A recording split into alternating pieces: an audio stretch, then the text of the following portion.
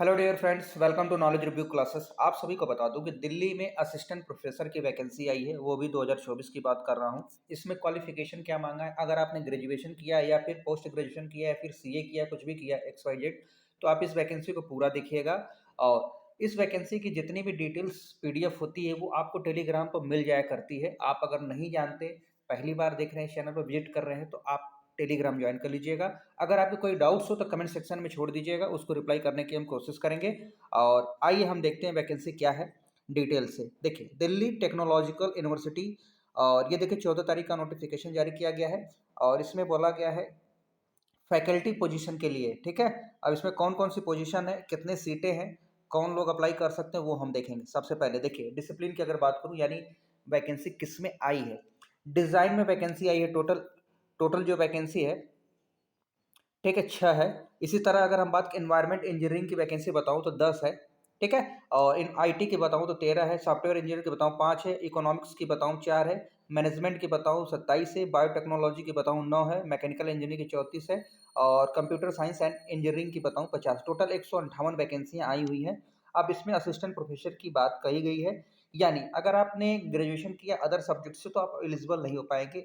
जो हमने 9 सब्जेक्ट्स बताए, इन्हीं में से कोई भी आपकी डिग्री हो, सब्जेक्ट्स हो, उसी में आप एलिजिबल हो पाएंगे, ठीक है। फॉर्म भरने की लास्ट डेट क्या है वो भी मैं आपको बताने वाला हूं, ध्यान सुनिएगा। देखिए, फॉर्म की लास्ट डेट होने वाली 14 तारीख, 14 अप्रैल लास्ट डेट है फॉर्म फिल करने की, ठीक है। और आपके जितने जो भी फॉर्म भरे जाएंगे, जो भी अपडेट होगा, आपको करना क्या है, ध्यान सुनिएगा। ये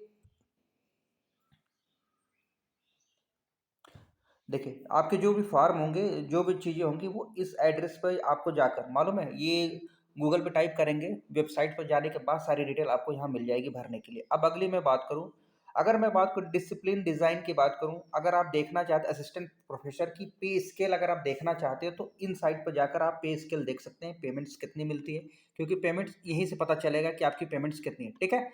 और अगर मैं बात करूँ, ठीक है, अगर मैं बात करूँ डिज़ाइन या किसी का, तो आप देख सकते हैं। मैकेनिकल इंजीनियरिंग की बात करूँ, देखिए ये सारी चीज़ें हैं। और ध्यान दीजिए, अगर आप बीएससी किया है, आपने इंजीनियरिंग बीएससी किया है या बीटेक किया है, बीएससी 4 ईयर किया है, ये सारे लोग इक्विवेलेंट से, एमएससी आपने किया है या फिर एमएससी इंजीनियरिंग में किया है या एमई किया, एमटेक किया, एमएस किया है, तो भी आप इक्विवेलेंट्स एलिजिबल अप्लाई करने के लिए।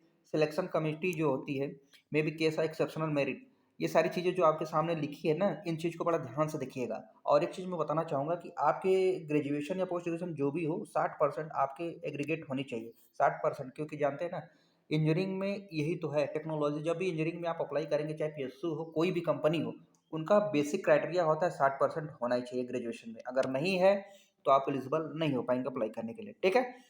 आपको ऑनलाइन फॉर्म भरना है, सब कुछ ऑनलाइन करना है, और ये सारी चीज़ें यहाँ पर दिया गया है। असिस्टेंट प्रोफेसर के लिए यहाँ पर क्वालिफिकेशन, एक्सपीरियंस, रिसर्च, इन सब का जो मेरिट बनेगी, यहाँ पर देख रहे हैं मेरिट बेस पर सिलेक्शन होगा।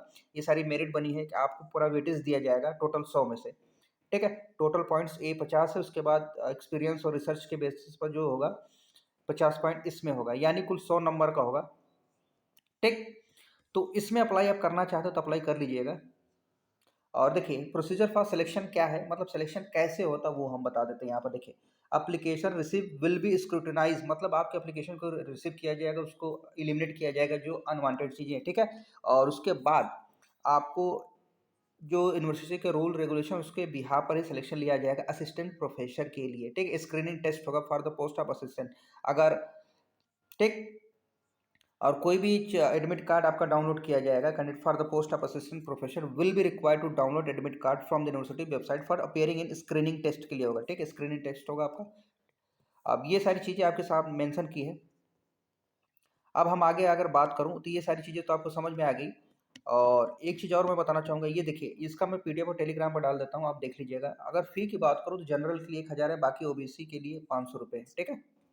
चलिए, जनरल और ओबीसी के लिए 1000 है, और ईडब्ल्यूएस एससी एसटी के लिए 500 रुपये, ठीक। चलिए, ये इन्फॉर्मेशन मैं इसलिए बता रहा हूँ आपको कि जो भी कैंडिडेट्स हैं मैकेनिकल, मतलब इंजीनियरिंग बैकग्राउंड से बिलीव करते हैं, इंजीनियरिंग बैकग्राउंड से होते हैं, उनके लिए वैकेंसी है। तो कृपया करके आप लोग ये वैकेंसियों को भर दीजिएगा, ठीक है। अब हम अगली वैकेंसी जो हम डिस्कस करेंगे वो टीचर की वैकेंसी डिस्कस करेंगे, ठीक है, जो खासकर उन बच्चों के लिए है जैसे टेट पे, जैसे टीजीटी पीजीटी, इन सब की वैकेंसियाँ, उसके बारे में हम नेक्स्ट वीडियो में बात करेंगे। फिलहाल इतना रखते हैं। अगर आपको वीडियो अच्छा लगे तो लाइक, शेयर, सब्सक्राइब कर दीजिएगा और कोई डाउट्स हो तो कमेंट्स करके ज़रूर बताइएगा। इसका पीडीएफ मैं टेलीग्राम पे अपलोड कर दिया हूँ, वहाँ पर देख लीजिएगा। धन्यवाद।